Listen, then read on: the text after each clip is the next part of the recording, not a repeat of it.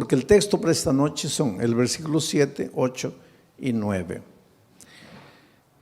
Quiero decirles que el autor de la epístola de Pedro es Pedro. Algunos estudiosos de la Biblia no creen que Pedro fue el autor, porque Pedro habla de profunda teología profunda,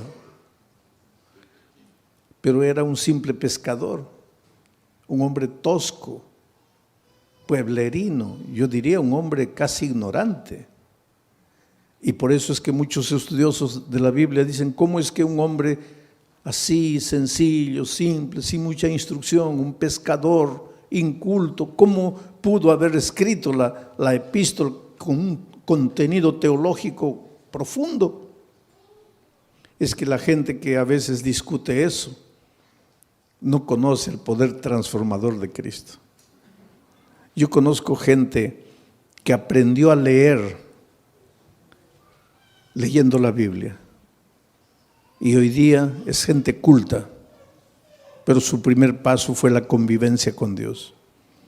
Porque cuando Dios llega a tu vida no te transforma solo en la vida espiritual, te hace crecer intelectualmente, te hace crecer profesionalmente, te hace crecer en todas las áreas de la vida, inclusive financieramente. Pero tú no tienes que buscar a Jesús por causa del crecimiento profesional ni financiero, ¿no? Tienes que buscar a Cristo para transformar tu vida. Y cuando tú te dejas transformar por Jesucristo, pues Él termina la obra que ha empezado en ti, porque Él nunca comienza un trabajo y lo deja por la mitad, Él lo termina. Y ahora encontramos aquí un Pedro teólogo, cuando fue un simple pescador. Nunca estudió una facultad de teología, nunca hizo maestría, nunca hizo doctorado, y hoy día los doctores en teología gastan horas y horas para tratar de entender a Pedro. Y yo estoy analizando la epístola de Pedro. Ayer Pedro estaba hablando de la fe. Pedro decía así: no te preocupes con relación al día de tu salvación. Si te vas a salvar o te vas a perder, no te preocupes. Tú vas a ser protegido por la fe. La fe te va a proteger. Y anoche yo estaba explicando que la fe es la confianza que tú tienes en Dios. Cuando tú dices, yo tengo fe, estás diciendo, yo confío en Dios. La confianza en Dios. Pero para que tú puedas confiar en Dios, tienes que convivir con Dios. Porque tú no puedes confiar en alguien que no conoces. Y no puedes conocer a alguien con quien no convives. Ustedes no me conocen, pero mi hijo sí me conoce. Ustedes no me conocen, pero mi esposa sí me conoce. ¿Por qué? Porque ellos conviven conmigo. Ustedes no. Ustedes me ven una vez, pero eso no es conocer. No es porque me viste escuchar, predicar un sermón y ya conozco al pastor Bullón. Conoces mi cara, pero no conoces cómo reacciono yo delante de las dificultades, delante de los momentos difíciles. Pero los que conviven conmigo sí, porque para conocer a una persona hay que convivir. Entonces, para confiar en Dios tienes que convivir con Dios. Si no convives con Dios, no lo puedes conocer. Y si no lo conoces, no puedes confiar. Y si no confías, no tienes fe. Entonces, ¿qué fe te va a guardar para el día final?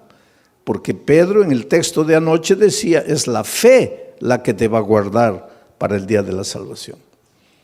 Conocer a Jesús. ¿Cómo se convive con Jesús? Estudiando la Biblia todos los días, aunque no tengas ganas de estudiar la Biblia. ¿Por qué digo aunque no tengas ganas? Porque generalmente no te va a dar ganas de estudiar la Biblia. ¿Por qué? Porque tienes naturaleza pecaminosa, y a la naturaleza pecaminosa pues le gusta ir a la iglesia, cantar, emocionarse, escuchar un sermón y listo ya. Eso es lo que le gusta a la naturaleza pecaminosa, pero eso no es convivir con Dios. Si tú quieres convivir con Dios, tienes que estudiar la Biblia todos los días, aunque no tengas ganas de estudiar. Tienes que orar, aunque no tengas ganas de orar. Y tienes que buscar a una persona y traerla para Jesús, como hizo Claudia. Conoció el Evangelio, fue y trajo a Jesús y ahora tiene la alegría de verlo bautizado. Eso es lo que tienes que hacer. Entonces tu fe, esa confianza en Dios te va a guardar para el día final. Pero entonces ahora entramos al texto de hoy. Para que sometida a prueba vuestra fe. ¿Qué cosa es vuestra fe? Vuestro conocimiento de Dios, vuestra confianza en Dios. Quiere decir que tu fe va a ser sometida a prueba. Y va a ser sometida a prueba mucho más preciosa que el oro. Esto es interesante. Los mineros agarran el oro y lo ponen a altas temperaturas de fuego. ¿Para qué? El oro es colocado a tan altas temperaturas de fuego que el oro se vuelve líquido, comienza a hervir el oro. De tanto calor comienza a hervir el oro. Y entonces le echan algunas mezclas químicas para que toda la escoria vaya saliendo. Y sale toda la escoria y se queda el oro puro. Y cuanto más fuego le ponen al oro, más puro se queda el oro. Por eso ustedes han escuchado hablar de oro 18 quilates, 22 quilates. Eso es pureza del oro. Y el oro más puro es el oro que ha sido más quemado.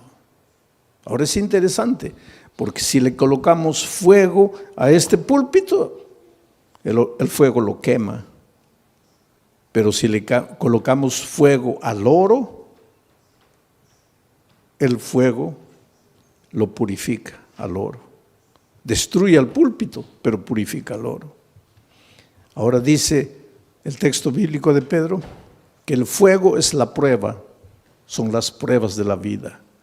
Dios manda, no voy a decir manda, Dios permite que las pruebas lleguen a tu vida. Estoy diciendo Dios permite, no Dios manda, Dios permite. Porque te voy a decir una cosa, y entiende bien esto. ¿Qué cosa es prueba?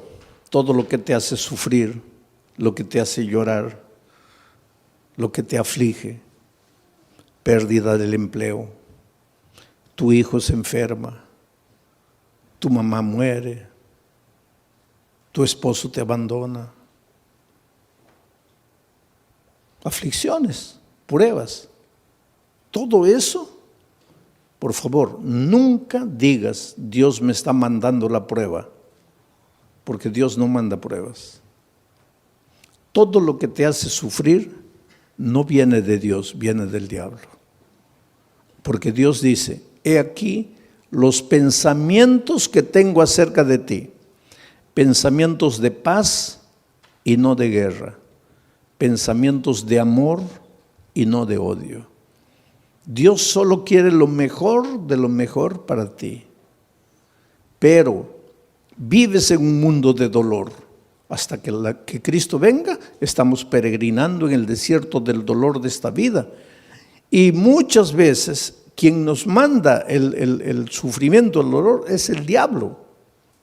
¿Y por qué te hace sufrir el diablo? Esto es interesante y esta noche vas a entender.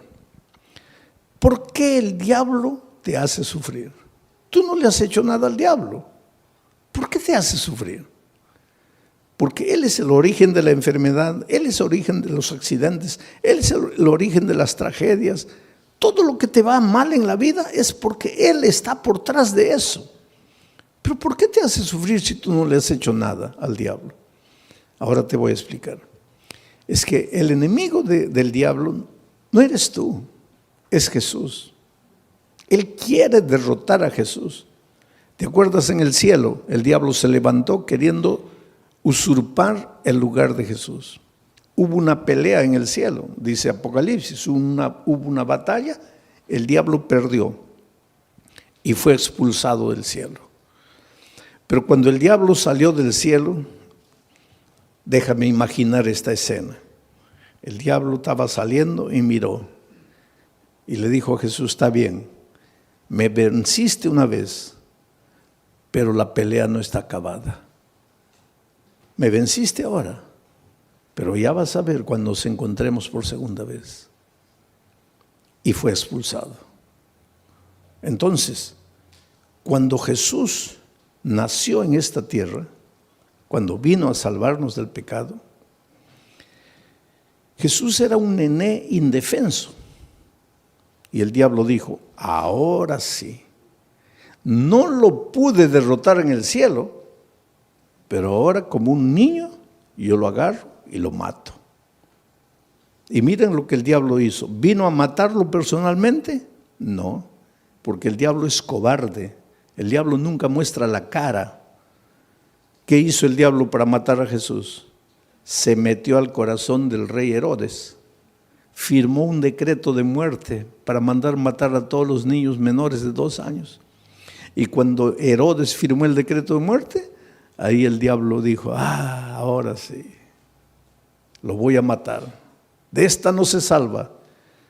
Pero esa misma noche, el Espíritu de Dios se presentó a José y le dijo, toma al niño y a su madre y vete a Egipto, porque lo van a matar. Y cuando José huyó para Egipto, el diablo se quedó mordiendo los labios de rabia y dijo, me venciste por segunda vez. Después, cuando Jesús comenzó su ministerio, antes de comenzar su ministerio, se fue al desierto a ayunar 40 días, ¿te acuerdas? 40 días sin comer, pues Jesús estaba debilitado, flaco. Ahí el diablo pensó, ahora lo agarro. No lo gané, no lo derroté en el cielo, no lo derroté cuando era niño, pero ahora lo agarro, está debilitado, 40 días sin comer, lo agarro. Y vino como diablo, no, porque el diablo nunca muestra la cara, se disfrazó de ángel de luz y trató de engañarlo, pero no pudo, porque Jesús conocía la palabra de Dios. Y entonces derrotó al diablo por tercera vez, 3-0, ya era casi goleada. Pero entonces el diablo esperó, dijo, la cuarta es la vencida. Y hubo una cuarta. Cuando el diablo se metió al corazón de los soldados, porque ya les dije, el diablo nunca muestra la cara, y los soldados prendieron a Jesús y lo llevaron al Calvario y lo clavaron. Y cuando Jesús murió, ahí sí el diablo dio una carcajada. Dijo, ahora sí lo vencí, lo acabé. Lo acabé. Al tercer día Jesús resucitó.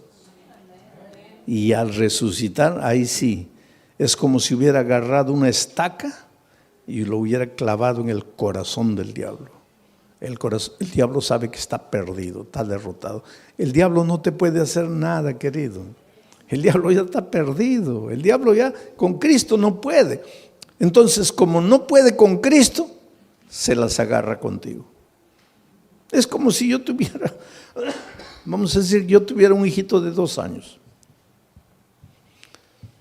Pero tengo un vecino que quiere pelear conmigo. Viene, una bofetada, se va llorando el pobre. Pero es terco. Viene una segunda vez. Otra bofetada, se va llorando. Pero es terco, viene la tercera vez. Ahí ya ni levanto la mano, ya sale corriendo. Entonces llega a una conclusión mi vecino, no, con este no puedo, este fuerte. Entonces aprovecha que yo me vengo a Corpus Christi a predicar y agarra a mi hijito de 2 años a puntapiés y lo revuelca en la calle. Pues eso es lo que el diablo hace. Con Cristo no puede. Entonces Él sabe que lo que más Jesús ama eres tú. Y ya que no puede con Cristo, se las agarra contigo. Y te hace sufrir. Y te hace perder el empleo. Y hace que tu hijito nazca enfermo. Y esto y aquello. En realidad el diablo no tiene nada contra ti. Él te hace sufrir porque sabe que haciéndote sufrir a ti, está haciendo sufrir al Señor Jesucristo. Pero ahora viene Pedro y dice así, pero es que los sufrimientos que te llegan a la vida no te pueden destruir porque tú no eres madera, tú no eres plástico, tú eres oro. Y si el fuego de la prueba purifica el oro, mucho más el fuego del dolor, del sufrimiento, va a purificar tu fe.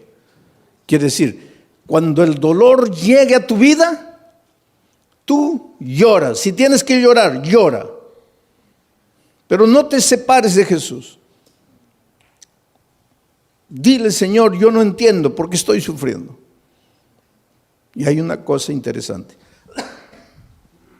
Cada vez que tú quieres andar en los caminos de Dios, cada vez que tú te propones ser más fiel a Dios, ahí más viene el diablo para destruirte. ¿Por qué? Porque esa es la pregunta que mucha gente hace. Pastor, cuando yo estoy así relajado en mi vida cristiana, parece que no me vienen pruebas. Pero cuando me quiero consagrar, ahí viene todo.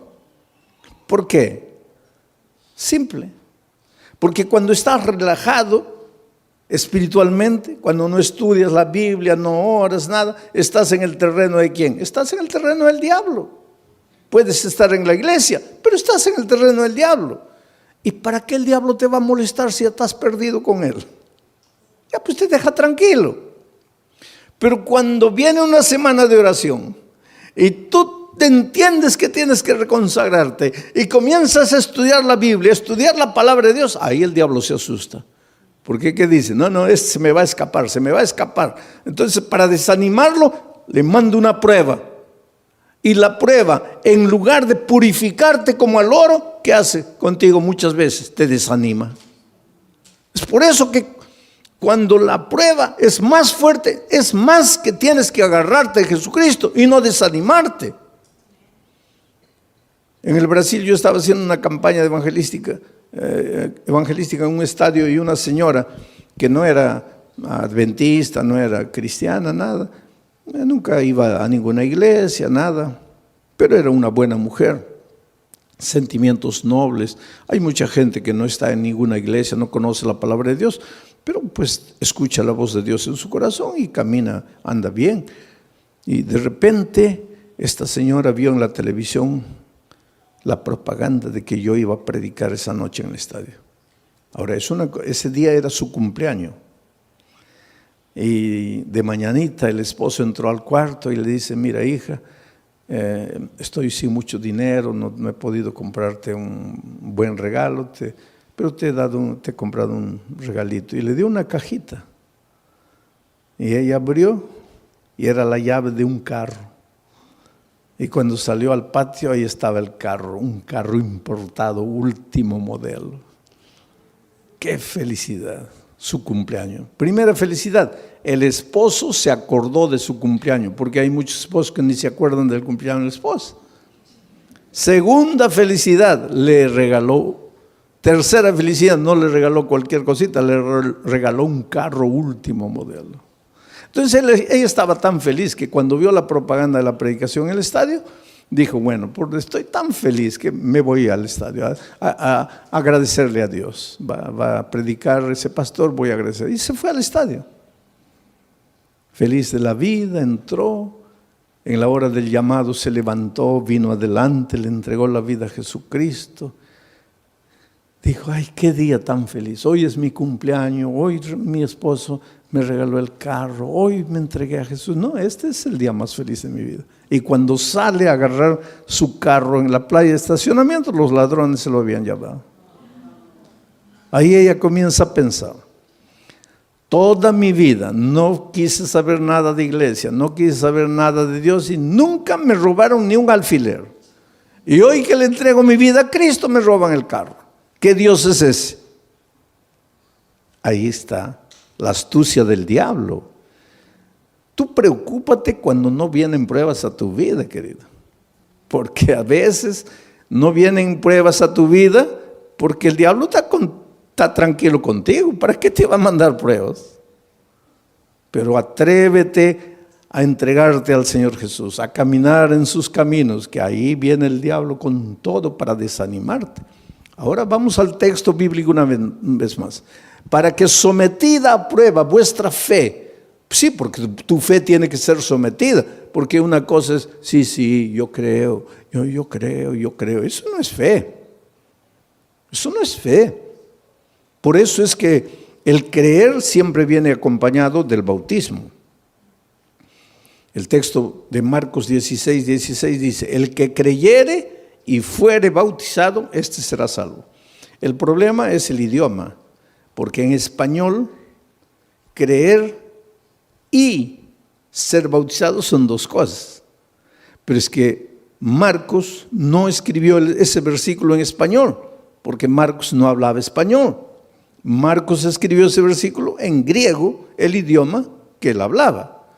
Y en griego no son dos conceptos, el que creyere y fuere bautizado, no. Es un solo concepto, el que creyere siendo bautizado. O sea, en griego, creer no es solo mover la cabeza, no es solo teoría. El creer intelectual viene acompañado del creer práctico. Si tú crees, te bautizas. Si no te bautizas, es porque tu creer se quedó en la teoría. Y ese creer teórico no te salva. Te voy a hacer pensar un poco. El otro día una señora me preguntó, pastor, ¿el diablo es ateo? A ver, ¿qué piensan ustedes? ¿El diablo es ateo? No, el diablo no es ateo, querido. Y Santiago explica eso. Dice, ¿tú crees en Dios? Haces bien. Pero el diablo también cree. Y no solo cree. ¿Qué más hace? Tiembla. Ahora, si el diablo cree y tiembla, ¿por qué no se va a salvar? Porque su creer es teórico. Su creer no es práctico. Entonces, mucha gente hoy, muchos cristianos, sí, yo creo, bautízate. No, bautismo no, pero yo creo. Eso no existe. Yo creo, pero no me bautizo. Eso no existe, porque el creer bíblico es creer siendo bautizado. Es decir, la teoría y la práctica van juntos. Y tu fe cuando es práctica, tiene que ser probada. Tiene que ser probada. Porque el sufrimiento es como el dolor. Si tú comienzas a levantar pesas, comienza a doler. Levantas 10, ya pesa. Y comienza a doler. Al día siguiente 15, duele. Al otro día 20, duele, pero después te agarran aquí, pura piedra. Así es la fe. Cuanto más te duele, cuanto más dolor viene, cuanto más sufrimiento, tu fe más fuerte, más fuerte, más fuerte. Es por eso que en medio del dolor tienes que agradecer a Dios, porque Él sabe. Él no te manda el dolor, pero Él aprovecha el dolor que el diablo te manda para fortalecer tu fe. Para que sometida a prueba vuestra fe, mucho más preciosa que el oro, el cual, aunque perecedero, se prueba con fuego. El oro que perece, que es de esta tierra, se prueba con fuego. Entonces, si el oro se prueba con fuego, la fe, que vale mucho más, ¿cómo no se va a probar con fuego? Claro que tiene que venir el fuego del dolor. Para que sometida a prueba vuestra fe, mucho más preciosa que el oro el cual, aunque perecedero, se prueba con fuego, para que entonces vuestra fe sea hallada en alabanza, gloria y honra. Quiere decir que tu fe es bombardeada por el diablo. Te arranca lágrimas, te hace sufrir. Muchas veces sientes que ya no puedes resistir de tanto dolor, de tanto sufrimiento. Aguanta un poco. En el nombre de Jesucristo, aguanta. ¿Por qué? Porque tu dolor se va a transformar en alabanza, gloria y honra. ¿Pero cuándo? ¿Cuándo? Lee la Biblia y respóndeme. ¿Cuándo? Cuando Cristo venga. Ahora me vas a decir, pastor, pero cuando Cristo venga todavía, yo preferiría ahora. Pues eso es lo que mucha gente hace. Prefiere la hora, cortito, y pierde la eternidad toda. Yo cuando era chico, íbamos a salir de vacaciones, las pocas, tal vez la única vacación que salí con mi padre, mis hermanos. Íbamos a viajar a un lugar donde no había dentista, no había nada. y me comenzó a doler el diente, ¿no? Y mi padre me dice, mira, antes de salir vamos a arrancar el diente. Yo soy de aquellos tiempos en que dolía el diente, arrancaba. Hoy día no, eso es un crimen. El diente te duele, hay que restaurarlo. Pero yo soy de los tiempos, dolía, arranca, dolía, arranca. Había muchachitos de 20 años que ya no tenían un diente todo arrancado porque comenzaba a doler, arrancaban. ¿Cómo ha progresado la odontología también? Hoy día es un asesinato arrancar un diente. Pero pues mi padre me dice, oye, vamos a arrancar el diente porque... No, pero me va a doler. ¿Cuánto te va a doler? Te va a doler un día. Pero vas a disfrutar de las vacaciones. No. Oye, vamos a ir a un lugar donde no hay dentista. Vamos a arrancar el diente. No, que no. Fuimos de vacaciones y el dolor aumentó y aumentó y aumentó. Se me arruinaron las vacaciones. Todo el mes llorando dolor. Y ahí mi padre me decía, ahí, yo no te dije, mejor sufre un día y disfrutas de 30 días de alegría. Ahora, tú preferiste el día de gozo y 30 días de sufrimiento. Entonces la vida cristiana es igualita, querido. En este mundo vas a encontrar dificultades, especialmente si quieres seguir a Jesucristo, porque el diablo es astuto. Tú tienes un buen empleo, pero ahora descubres que el sábado es el día santo del Señor y quieres guardar el sábado, ya vienen los problemas. Pero hay una cosa, no te desanimes. El diablo te puede hacer sufrir un día, 2 días, 3 días, pero hay un tercer día. Cuando Cristo murió en la cruz del Calvario, el diablo dio la carcajada y dijo, ahora sí lo vencí, se acabó. Al siguiente día el diablo seguía dando la carcajada, lo vencí, lo maté. Al tercer día amaneció dando la carcajada y de repente la carcajada del diablo paró en seco, porque la tierra se abrió y Cristo resucitó. El diablo se puede reír de ti hoy, se puede reír de ti mañana, pero al tercer día va a tener que tragar la carcajada, porque Dios puede permitir que el diablo te haga sufrir un día, 2 días, 3 días, pero llega el momento en que Dios te va a devolver todo lo que el diablo te quitó. Así fue con Job. Le quitó la hacienda, le quitó los hijos, le quitó el dinero, le quitó todo, la esposa prácticamente, le quitó todo. Pero cuando llegó el momento, Dios le devolvió todo. Y se lo devolvió en doble. El doble de hacienda, el doble de dinero, el doble de camellos, el doble de ganado, el doble de hijos. Lo único que no le devolvió en doble fue la mujer. Pero todo lo demás le devolvió en doble. Dios es grande, querido. Cuando venga el dolor a tu vida, no te preocupes. ¿Por qué sufro? Dios me ha abandonado, Dios me ha dejado. No, querido, Dios no te ha dejado. Dios no te ha abandonado. Él tiene un plan para ti. ¿Y sabes por qué muchas veces permite que el dolor llegue a tu vida? Porque es la única manera de purificarte a ti mismo. A veces es en el dolor que aprendes a ser paciente. En el sufrimiento, en las lágrimas, aprendes a depender de Dios. Y esta vida cristiana es dependencia de Dios. Y esa disciplina de aprender a depender de Dios, muchas veces solo con el dolor. Vamos a seguir leyendo. El siguiente versículo. Versículo 8. ¿A quién amáis?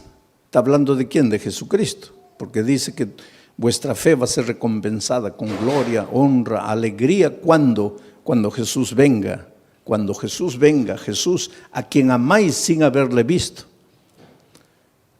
En quien creyendo, aunque ahora no lo veáis, os alegráis con gozo inefable y glorioso. Mira, a quien amáis sin haberle visto. ¿Tú vives con Jesús hoy? Sí, pero no como los discípulos que pudieron verlo. Por eso Jesús le dijo a los discípulos: bienaventurados los ojos de ustedes que pueden ver lo que los profetas quisieron ver y no pudieron. Estaba hablando del mismo. Los profetas siguieron a Jesús solo por la fe. Nosotros hoy también lo seguimos solo por la fe, pero los discípulos tuvieron un privilegio único. Ellos lo vieron físicamente. Pero aunque nosotros no podamos verlo físicamente, igual podemos verlo a través del estudio de la Biblia, de la oración y trayendo una persona para Cristo. Estamos conviviendo con Jesús. Pero aquí el asunto es, ¿quién escribe a quien amáis sin haberle visto? ¿Quién escribe este versículo? Pedro. ¿Y Pedro lo vio? ¿Y lo amó? ¿Y por qué lo traicionó? Ustedes se acuerdan que después de la traición Jesús ya había resucitado y los discípulos estaban en la playa. Y el pobre Pedro, cuando Jesús apareció en la playa, estaba mirando para otro lado, avergonzado. Ay, ¿qué me va a decir? Que lo he traicionado, porque después de la crucifixión ya no lo vio. Ahí se encontraron en la playa con Jesús resucitado. Y Jesús apareció y Pedro: ay, Señor, en algún momento me va a llamar aparte, me va a dar una bronca porque lo traicioné. Y efectivamente, en un momento, Pedro se acercó. Jesús se acercó y Pedro dijo: ahora viene la paliza. Y Jesús le hizo una pregunta: Pedro, ¿me amas? La última cosa que Pedro imaginaba era esa pregunta: ¿me amas? Sí, Señor. No, Pedro. ¿Cómo sí, Señor? Te estoy preguntando si me amas. Sí, Señor. No, calma. ¿Por qué tanta prisa? No me has entendido. Te estoy preguntando si me amas. Y ahí él se dio cuenta de por qué Jesús le preguntaba eso. Y comenzó a llorar. Y dijo: Señor, yo sé, tú sabes todas las cosas. Tú no tienes ninguna razón para creer que yo te amo. Te he fallado. Pero me das la oportunidad de amarte. Y Jesús le dijo: claro que sí. Y todavía te voy a confiar una misión: predicar el Evangelio. Y algunos días después, Pedro se levanta para predicar un sermón y bautiza a 3,000 personas. La pregunta esta noche es: ¿tú quieres resistir en la prueba? Cuando el dolor venga, ¿no quieres traicionar al Maestro? Entonces la pregunta es: ¿tú amas al Señor Jesús? Porque Pedro después de haber pasado todo eso dice: a quien amáis sin haberle visto. ¿Por qué dice a quien amáis sin haberle visto? Porque él sí lo había visto. En quien creyendo, aunque ahora no le veáis, os alegráis con gozo inefable y glorioso. Lo que Pedro está diciendo es: tú, aunque no lo veas físicamente, lo puedes amar. Y Pedro, cuando se levantó, se arrepintió y le dijo a Jesús que lo amaba. Dice la tradición, la Biblia no dice eso, pero la tradición dice que él fue crucificado. Y cuando lo iban a crucificar, él dijo: no soy digno de ser crucificado como mi Maestro. Crucifíquenme de cabeza para abajo. Y lo crucificaron de cabeza para abajo. No hay prueba bíblica para decir eso, pero la tradición dice. Sea como fuere, sabemos una cosa: después de transformado por el poder de Dios, él ya no tuvo miedo de morir por Dios. Oh, querido, Dios tiene un plan muy, muy bonito para tu vida. Las tristezas y dolores que llegan a tu vida tienen sentido, pero tienen sentido cuando tienes fe. Hace muchos años atrás, en la ciudad de San Pablo, los jóvenes de una iglesia fueron a participar de un congreso en el sur del país. 40 jóvenes, miembros del coro de la iglesia. Y el sábado en la noche, terminado el congreso, regresaban para San Pablo. Y el ómnibus se chocó. Sabe que los jóvenes venían cantando himnos, los himnos del coro.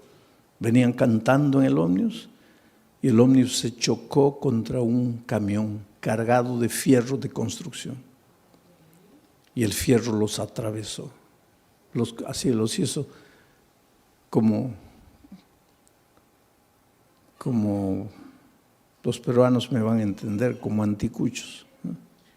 Los atravesó. 22 jóvenes murieron. Al día siguiente los periódicos publicaron una noticia. Y un periódico atrevido publicó así: ¿dónde estaba Dios cuando sus hijos cantaban? ¿Por qué no los cuidó? Es que el dolor es un misterio, ¿sabes? Tal vez en este momento tú te preguntes, ¿dónde estaba Dios cuando mi hijito de 3 años murió? ¿Qué culpa tenía mi hijito para morir como murió de leucemia? ¿Qué mal había hecho? Es que no necesitas hacer mal para sufrir. El diablo se deleita en hacerte sufrir. Pero el dolor es como el fuego sobre el oro, o te purifica o te destruye. Interesante que entre esos jóvenes que habían muerto, había una chica que hace 6 meses había sido bautizada, contra la voluntad de sus padres. Ella tenía 22 años, una joven. El día que se bautizó, el padre le dijo: mira, olvídate que yo soy tu padre, que tú eres mi hija. Lo peor que podría haberme sucedido en la vida es que tú traicionaras la fe de tus padres, de tus abuelos, de tus bisabuelos. Pero la niña no había conocido solo la teoría del Evangelio, sino que el Evangelio se había hecho carne en su vida, de tal manera que ella se volvió una hija tan dulce, tan cariñosa, pero la madre y el padre nunca aceptaron el calor, el cariño, el amor de la hija. Aquel viernes de tarde en que se iban para el congreso, ella fue a despedirse del papá y le dijo: mira papá, me estoy yendo a Curitiba con los jóvenes de la iglesia.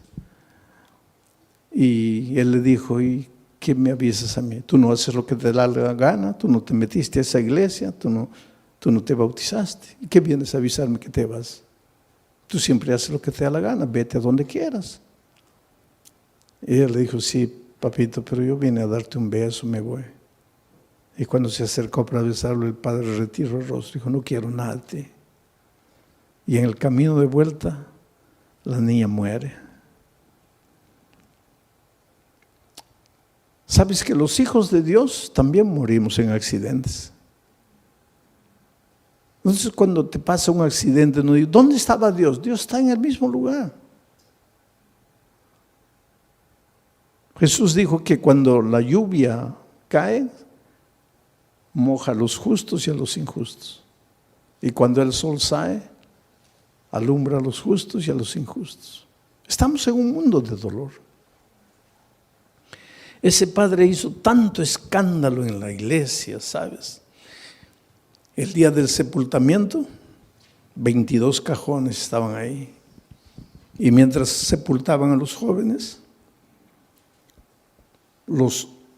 sobrevivientes que habían salido del accidente cantaban. Sus amigos estaban siendo enterrados y ellos cantaban, lloraban. Las lágrimas caían, pero cantaban. Lloraban porque tenían tristeza. Cantaban porque tenían esperanza. Es que los seres humanos que aprendemos a confiar en Cristo, somos capaces de cantar en medio del dolor. Mientras que el padre estaba destruido ahí, ¿sabes? Y cuando llegó el momento del bajar el cajón de la hija, él se arrojó y decía: entiérrenme con ella, quiero morir. Y abrazando al cajón le decía: mira hijita, el viernes me quisiste dar un beso y yo no sabía que era el último beso y te rechacé. Por favor, perdóname. Quiero morir, quiero morir, quiero morir. Fue una escena triste, dramática, cuando sacaron al padre, terminó el entierro, todos se fueron. El hombre se quedó solito junto a la tumba de su hija. Y la mejor amiga de su hija, que salió viva del accidente, que fue justamente la que la llevó al Evangelio, al conocimiento de la palabra de Dios, Ya cuando se estaba yendo, volteó y vio que el papá de su amiga estaba ahí junto a la tumba y dijo, voy a volver. Yo sé que él no quiere hablar con nadie, pero voy a volver. Y volvió. Y se paró junto a él. Y él la miró, ¿qué quieres? Le dijo, mire, su hija va a resucitar. ¿Qué? Su hija va a resucitar. ¿Cómo va a resucitar? Porque la palabra de Dios dice, y te voy a leer aquí, porque él le había dicho, yo no entiendo, yo no los entiendo a ustedes, ustedes son locos. Yo estoy aquí destrozado, mi hija muerta, y ustedes cantando, ustedes son locos, ustedes no tienen sentimiento. Y pues la chica le dice, sí señor, pero usted se dio cuenta que nosotros no solo cantábamos, también llorábamos. Llorábamos porque nos da tristeza que nos estamos despidiendo en esta vida. Pero cantábamos porque tenemos la esperanza, porque su hija va a resucitar y yo la voy a abrazar a mi amiga. Pero ¿cómo va a resucitar? Y entonces la hija agarró el texto bíblico y le dice, aquí está, cuando suene la trompeta, los muertos en Cristo resucitarán primero. Su hija va a resucitar porque murió en Cristo. Y ese hombre que estaba derrotado abrió los ojos así, dice, ¿quiere decir que mi hija va a resucitar? Sí, Señor. ¿Quiere decir que yo la voy a poder ver? No sé, Señor. ¿Cómo no sabe? No dice que va a resucitar. Va a resucitar. Pero entonces la voy a ver. Ahí no sé. ¿Pero cómo no sabes? Porque dice, los muertos en Cristo. Mi pregunta es, ¿usted está en Cristo? Si usted está en Cristo, la va a ver, la va a abrazar, va a vivir eternamente con ella. Pero si usted no está en Cristo, ¿y qué hago para estar en Cristo? Porque yo quiero abrazar a mi hija. Y ella le dijo, abra su corazón aquí, dígale que ama a Jesús, que quiere caminar con Él, que quiere estudiar su palabra. Y tú sabes que ese hombre se bautizó, la esposa se bautizó, los hijos se bautizaron. Yo solo imagino el día de la resurrección, cuando la niña resucite, transformada para vida eterna. Y vea venir a abrazarla a su padre, a su madre, a sus hermanos, todos vestidos de vestiduras blancas y corona de justicia en la cabeza. Y la hija diga, ustedes que me persiguieron, que me maltrataron por causa de la fe, ustedes están. Y el padre les diga, hija, tal vez si tú no hubieras muerto, nosotros nunca nos hubiéramos rendido a Jesús. El dolor no llega sin motivo. El dolor tiene un motivo. El dolor llega para purificarte, a veces llega para sacudirte, para hacerte pensar. Por eso la Biblia dice, hoy es el día de buena nueva. Hoy es el día de salvación. Y por eso te voy a hacer una invitación.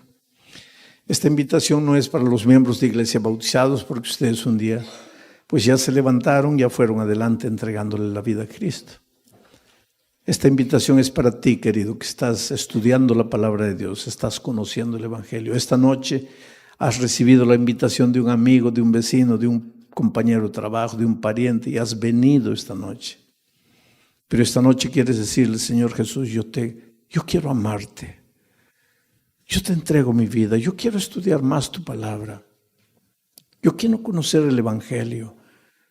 Yo quiero prepararme para ir al cielo cuando tú vengas.